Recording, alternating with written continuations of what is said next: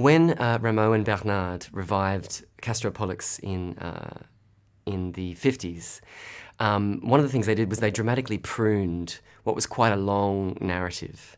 And so, as a consequence, a lot of Rameau scholars consider this version of Castor and Pollux the most dramatically taut and logical opera of any that Rameau set. Now, consequently, in this version, there's actually quite a few nods to naturalism, which probably came out of the debates of the Guerre du Buffon, this war of the comic actors. Paris, for the first time, was seeing Italian actors act naturally, act as if, without all of the sort of over-the-top Baroque gestures that they were used to.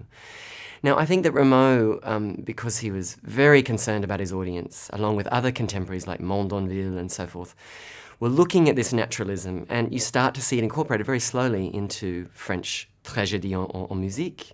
And one of the most naturalistic things that occur in the first act of the 54 version of Castor and Pollux is this extremely savage, tumultuous battle. And Rameau, what happens is the audience is listening, and then we have this lovely set of dances which celebrate the upcoming wedding. And then suddenly, Rameau, instead of, there's two tambourins. The audience at the time would have said, oh, here's two tambourins. There's the first one, the second one, and they're expecting this first one to come back.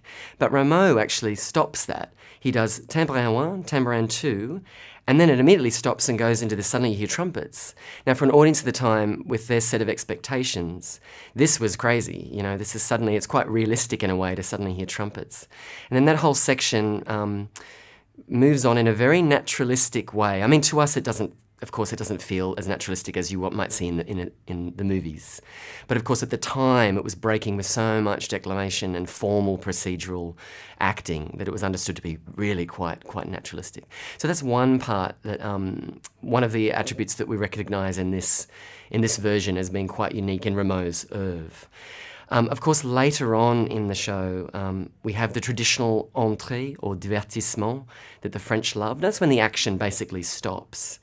But in this production, that when the action stops to see these dances, it actually does make dramatic sense. So in the third act, we see the followers of Hebe. Jupiter summons them to say, look, Pollux, look what you will lose. And he watches these. And it sort of makes dramatic sense that this might happen, rather than being totally removed from the action, which was normal in most other opera of the time. Similarly, the Elysian Fields at the end all makes perfect sense because Castor is watching the pleasures in the Elysian Fields, but it doesn't bring him any pleasure at all. So it's quite an extraordinary work, and Antony and I are really looking forward to staging it.